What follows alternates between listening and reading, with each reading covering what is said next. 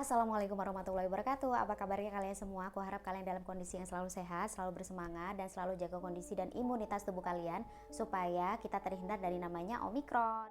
Nah, di video kali ini aku bakal membahas satu kasus yang benar-benar menurut aku menarik banget. Ini adalah salah satu kasus pembunuhan di dunia yang benar-benar terkenal nih guys. Jadi kasus kali ini yang bakal aku bawain untuk kalian semua, ini adalah kasus pembunuhan atau pembunuhan misterius, pembunuhan berantai yang memang sangat terkenal di seluruh dunia guys. Mungkin di antara kalian sudah pernah mendengar nama Jack the Ripper. Jadi Jack the Ripper ini adalah salah satu pembunuh berantai yang sangat ditakuti di dunia guys. Kenapa? Karena juga sampai saat ini kasusnya itu masih belum terpecahkan siapa pelakunya. Dan pada saat melakukan pembunuhan, Jack the Ripper ini benar-benar seperti profesional banget guys. Nah, nggak usah berlama-lama lagi, kita langsung masuk aja ke ceritanya. Check it out.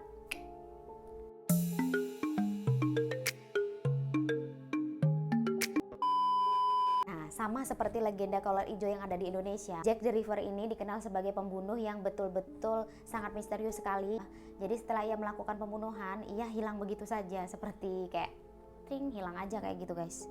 Jadi di awal ini aku bakal menjelaskan kepada kalian bahwa di pertengahan abad ke-19 itu, Inggris itu ada gelombang imigran dari Irlandia yang itu mempengaruhi banget jumlah populasi di kota-kota besar di Inggris guys. Jadi sejak 1882, pengungsi Yahudi dari Eropa Timur dan Rusia itu berdatangan di kawasan yang sama. Karena kepadatan penduduk yang sangat membludak, dan hal ini menyebabkan daerah yang bernama Whitechapel di East End London itu semakin padat dan penuh sesak banget guys. Mengakibatkan kondisi ekonomi itu memburuk, sehingga terjadi kayak perampokan, kayak pencurian, kekerasan, kemudian ketergantungan alkohol.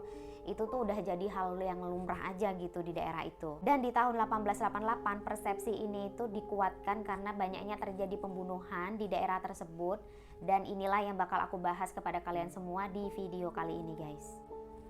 Kenapa sih korban-korban dari Jack the Ripper ini adalah kesemuanya pekerja-pekerja seks komersial? Kalian tahu sendiri ya bahwa aku tadi di awal menjelaskan bahwa di daerah ini atau di daerah yang bernama Whitechapel itu dipenuhi oleh imigran-imigran sehingga ekonomi itu sulit banget guys. Jadi mereka untuk bertahan hidup mereka bisa melakukan apapun asal mereka bisa makan, asal mereka bisa hidup. Ya untuk perempuan-perempuan yang tinggal di daerah yang padat dan kumuh ini, mereka yang melakukan apa saja asalkan mereka dapat uang gitu. Salah satunya adalah bekerja sebagai pekerja seks komersial ini tadi. Dan jumlah wanita yang menjadi pekerja seks komersial itu sangat banyak guys. Itu sekitar 1.200-an orang. Itu kurang lebih ya. Dan mungkin aja bisa lebih daripada itu. Dan korban dari Jack the Ripper ini memang kesemuanya adalah pekerja seks komersial yang memang mereka bekerja sampai larut malam di jalanan guys. Jadi guys, hanya ditemukan sekitar 5 korban aja yang ada kaitannya dengan kasus Jack the Ripper ini. Dan seluruh tubuh korbannya itu ditemukan dalam kondisi yang sangat tragis sekali dan dalam kondisi yang terkoyak-koyak guys. Dan di video kali ini aku bakal membeberkan beberapa fakta tentang Jack the Ripper ini, si pembunuh misterius, si pembunuh berantai yang sampai saat ini tidak diketahui siapa pelakunya. Jadi jangan skip video ini, tetap kalian tonton sampai habis dan kalian akan mengetahui beberapa fakta dari Jack the Ripper yang bakal aku bahas di video kali ini benar-benar menarik. Jadi kita langsung aja masuk ke fakta yang pertama. Fakta yang pertama yaitu The Canonical Five. Jadi korban-korban dari Jack the Ripper ini ada 5 korban sih. Jadi 5 korban ini yang diidentifikasi sebagai korban dari Jack the Ripper yang disebut dengan The Canonical Five. Jadi 5 korban ini kesemuanya itu adalah seorang perempuan. Dari kesemua tubuh wanita-wanita korban dari Jack the Ripper ini, semuanya itu memiliki ciri-ciri yang sama, yaitu tubuhnya dikoyak-koyak dan organnya itu diambil guys. Dan yang lebih misterius lagi nih guys, jadi semua korban-korban dari Jack the Ripper ini dipotong atau dimutilesong dengan cara yang sangat rapi sekali. Seperti pelaku ini sudah sangat paham sekali tentang anatomi tubuh manusia dan juga sudah mengetahui tentang proses pembedahan. Fakta yang kedua, dimungkinkan bahwa Jack the Ripper ini adalah seorang dokter atau mempunyai profesi seorang dokter karena dari kesemua korban-korban Jack the Ripper ini diketahui bahwa mereka itu memiliki potongan atau sayatan yang sangat rapi sekali dan hal ini tuh hanya diketahui oleh seorang dokter bedah atau seorang dokter yang mengetahui tentang seluk-beluk atau anatomi tubuh manusia. Dan yang perlu kalian ketahui guys, bahwa semua korban-korban dari Jack the Ripper ini adalah bukan random ya, bukan hanya wanita yang misalkan ditemui di jalan kemudian dibunuh, tetapi ke-5 korban dari Jack the Ripper ini adalah berprofesi sebagai pekerja seks komersial. Jadi bisa dipastikan bahwa dari korban-korban dari Jack the Ripper ini adalah mereka-mereka yang bekerja sebagai wanita malam. Jadi alasan kuat kenapa Jack the Ripper ini dikatakan sebagai seorang dokter karena terlihat dari tubuh korban-korban dari Jack the Ripper ini itu terdapat sayatan-sayatan yang benar-benar rapi, benar-benar halus, yang benar-benar hanya bisa dilakukan oleh seorang ahli bedah, seorang dokter bedah. Dan kalau misalkan orang umum itu tidak mungkin guys, karena kan hanya seorang dokter bedah yang mengetahui anatomi tubuh manusia secara spesifik, dan mereka itu memotongnya memang benar-benar seperti seorang ahli bedah guys. Jadi bisa dikatakan dan bisa disimpulkan oleh pihak berwajib pada saat itu bahwa Jack the Ripper ini adalah berprofesi sebagai seorang dokter. Pihak kepolisian atau pihak berwajib di London bukan hanya santai-santai aja nih, mereka juga melakukan penyelidikan, mereka melakukan investigasi sehingga mereka dapat menemukan 15 tersangka yang diduga sebagai Jack the Ripper guys. Dari ke-15 tersangka yang polisi tetapkan ini, mereka mengerucut pada akhirnya hanya mengerucut menjadi 3 orang saja guys. Jadi ketiga orang ini, yang pertama itu adalah Aaron Kosinski, yang kedua adalah John Druitt, dan yang ketiga adalah Michael Ostrock. Jadi masing-masing dari mereka ini memiliki profesi yang berbeda-beda guys. Dan hanya Ostrock saja yang merupakan seorang dokter. Namun guys, ketiga orang ini tuh memiliki kesamaan khusus, yaitu sama-sama membenci prostitusi. Jadi mungkin salah satu alasan pihak kepolisian menjadikan ketiga orang ini tersangka adalah karena ketiga-tiganya itu sangat membenci yang namanya dunia malam atau dunia prostitusi guys. Fakta yang keempat adalah Jack the Ripper ini selalu membunuh korbannya itu di waktu akhir pekan guys. Jadi dia selalu membunuh korbannya pada waktu pagi hari dan selalu pada waktu di akhir pekan. Sebenarnya kalau misalkan polisi atau pihak kepolisian bisa menyimpulkan bahwa si Jack the Ripper ini selalu beraksi di akhir pekan, seharusnya mereka bisa ya, maksudnya itu meningkatkan keamanan dan meningkatkan pelayanan kepada masyarakat supaya masyarakat tidak merasa terancam dengan keberadaan Jack the Ripper ini. Tapi aku nggak tahu kenapa sampai saat ini pun identitas dari Jack the Ripper itu nggak diketahui gitu guys. Jadi lewat sebuah investigasi diketahui kalau Jack the Ripper ini memiliki semacam kebiasaan nih dalam membunuh korbannya. Jadi dia itu membunuh korbannya pada waktu-waktu favorit si pembunuh misterius dalam melakukan aksinya. Dan bisa dipastikan kalau Jack itu selalu membunuh korbannya di pagi hari dan waktunya itu pasti di akhir pekan guys. Dari kebiasaan atau pola yang dilakukan oleh pembunuh ini, yaitu Jack the Ripper ini, bisa disimpulkan oleh pihak berwajib ya mungkin aja sih Jack the Ripper ini adalah seorang pegawai kali ya, karena kan dia selalu melakukan aksinya itu di akhir pekan. Mungkin aja kalau di hari-hari aktif seperti Senin sampai Jumat misalkan dia kerja gitu ya, jadi dia nggak bisa melakukan aksinya dan hanya bisa dilakukan pada waktu akhir pekan. Seharusnya kesimpulan yang mengerucut ini sih bisa memudahkan polisi untuk menentukan siapa yang memungkinkan untuk menjadi pelaku. Jadi pembunuh berantai itu memiliki ciri-ciri yang unik dalam setiap pembunuhannya. Biasanya itu merupakan satu ciri khas yang memang sengaja ditinggalkan oleh si pembunuh untuk memberikan clue atau tanda kepada pihak kepolisian atau kepada pihak berwajib untuk bisa mengungkap identitas dari pembunuh berantai tersebut. Jadi pada saat itu guys, polisi itu menerima sebuah surat itu yang diduga surat itu berasal dari Jack the Ripper, tapi masih juga sempat diragukan juga sih kalau itu berasal dari pembunuhnya, karena kan polisi masih nggak tahu tuh siapa pembunuhnya. Nah, dan mereka juga masih ragu apakah surat itu benar-benar berasal dari si pelaku atau bukan guys. Yang lebih menggelikan lagi nih guys, di dalam surat tersebut itu isinya itu sangat ngejek banget sih, sangat menghina pihak kepolisian atau pihak berwajib. Karena di dalam surat itu Jack the Ripper yang mengakunya Jack the Ripper ini, dia itu kayak seolah-olah ngejek polisi gitu loh. Kenapa sih polisi nggak bisa nyelesain kasus pembunuhan ini dengan cepat gitu. Dan malah di dalam surat itu Jack the Ripper itu memberikan spekulasi tentang pembunuhan-pembunuhan berikutnya. Ini kan mengerikan banget ya guys ya. Mungkin pada zaman itu kan masih belum secanggih seperti sekarang. Jadi untuk menemukan pelaku pembunuhan itu nggak gampang seperti sekarang kan, ada tes DNA, kemudian ada CCTV dan lain sebagainya. Mungkin pada saat itu atau pada zaman itu tuh menemukan pelaku itu sangat sulit sekali guys. Apalagi di daerah Whitechapel itu kan penduduknya padat banget, banyak banget imigran.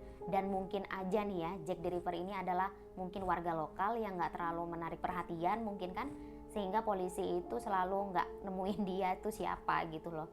Pada awalnya sih surat yang diterima polisi ini dianggap oleh pihak kepolisian itu palsu ya. Mungkin aja ada orang iseng kali ya ngirim-ngirim surat kayak gitu untuk ngerjain polisi. Tetapi di dalam surat itu dia kan memberikan spekulasi tentang pembunuhan berikutnya. Dan pembunuhan berikutnya itu dia mengatakan bahwa akan ada korban yang telinganya terpotong. Nah beberapa hari kemudian ternyata bener aja guys. Jadi ada seorang perempuan lagi yang terbunuh dan memang telinganya itu terpotong. Dan disitulah polisi yakin bahwa surat yang mereka terima pada saat itu adalah adalah benar-benar dari pembunuh atau dari Jack the Ripper ini. Nah, fakta yang selanjutnya ini banyak banget yang pada saat itu dijadikan tersangka oleh pihak kepolisian, guys. Ada belasan, bahkan kayaknya itu ada ratusan gitu. Ada beberapa sumber yang menyebutkan bahwa ada belasan yang ditetapkan sebagai tersangka, tetapi ada juga sumber yang aku baca itu katanya sih ada ratusan yang ditetapkan sebagai tersangka. Aku juga nggak tahu. Tapi pada akhirnya sama aja, mereka masih tetap nggak bisa menemukan siapa pelakunya dan siapa yang dimaksud dengan Jack the Ripper ini, guys. Pelaku pembunuhan atau pembunuh berantai itu kan biasanya dibenci banyak orang ya guys ya, dan nggak mungkin akan menjadi sesuatu hal yang menarik buat orang banyak atau buat masyarakat. Tetapi beda kisahnya dengan Jack the Ripper ini, guys. Jack the Ripper ini memang seorang pembunuh berantai, seorang pembunuh misterius yang sampai saat ini tuh nggak diketahui siapa. Tapi yang perlu kalian tahu adalah ada tuh museum yang memang didedikasikan untuk Jack the Ripper. Gila nggak? Jadi ini tuh pembunuh berantai yang membunuh orang secara sadis dengan memutilasi korbannya, terus mengambil organ dalamnya. Tetapi ada pihak-pihak yang malah memanfaatkan hal tersebut untuk membangun sebuah museum yang katanya didedikasikan untuk Jack the Ripper, guys. Jadi museumnya tuh ini. Jadi museum ini adalah museum yang didedikasikan untuk Jack the Ripper, guys. Ini gila banget sih ya. Jadi pembunuh berantai yang dibuatkan sebuah museum untuk mengingat atas kejadian-kejadian yang pernah dia lakukan gitu ya. Jadi museum Jack the Ripper ini ada di Cable Street di Tower Hamlets di East End of London. Jadi ada museum itu yang didedikasikan untuk sejarah Jack the Ripper. Jadi museum yang dibuka pada tahun 2015 itu berisi beberapa artefak unik dan juga menciptakan kembali setting yang tepat di mana pembunuhan itu terjadi. Jadi di situ tuh dibuat sebuah seperti TKP gitulah, guys. Jadi tempat kejadian korban-korban ditemukan. Jadi ya dibuat semacam simulasi kayak gitu, guys. Jadi korban dari Jack the Ripper ini ditemukan kan dalam keadaan yang sudah sangat tragis sekali ya, guys. Sangat-sangat mengerikan sekali. Jadi beberapa organ dalamnya itu sudah hilang. Misalkan ada bagian jantungnya hilang, bagian ginjalnya hilang, kemudian bagian kandung kemihnya hilang. Ada beberapa organ lainnya juga hilang. Dan aku juga sih mikirnya buat apa ya kira-kira kalau misalkan dia kayak ngambil organ dalamnya gitu. Apakah diperjualbelikan? Jadi aku tuh kayak sempat berpikir gitu loh guys, kalau misalkan dia memang, kalau polisi kan menyatakan bahwa motif pembunuhan dari Jack the Ripper ini adalah karena dia nggak suka gitu kan sama pekerja seks komersial. Tapi aku malah berpikir yang berbeda, guys. Apa mungkin si Jack the Ripper ini adalah sebuah sindikat yang memang mengincar orang-orang pekerja seks komersial ya, yang mereka anggap itu sebagai wanita-wanita yang kurang baik kayak gitu, dan nggak bakal menjadi perhatian atau menjadi pembelaan di tengah masyarakat.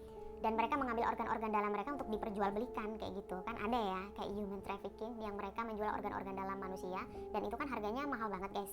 Kalau mereka menargetkan orang-orang yang misalkan kaya atau orang-orang yang memang terpandang, itu kan akan menjadi sebuah sorotan publik yang sangat ini banget ya. Tapi kalau misalkan Jack the Ripper ini menargetkan orang-orang seperti wanita-wanita pekerja seks komersial, siapa sih yang peduli gitu kan. Mungkin sebagian masyarakat malah berpikir ya baguslah, mungkin mengurangi banyaknya wanita-wanita pekerja seks komersial mungkin. Karena misalkan sekarang loh ya, ada seorang pembunuh, dia membunuh korbannya, terus habis itu dia ambil nih organ dalamnya. Kira-kira buat apa coba?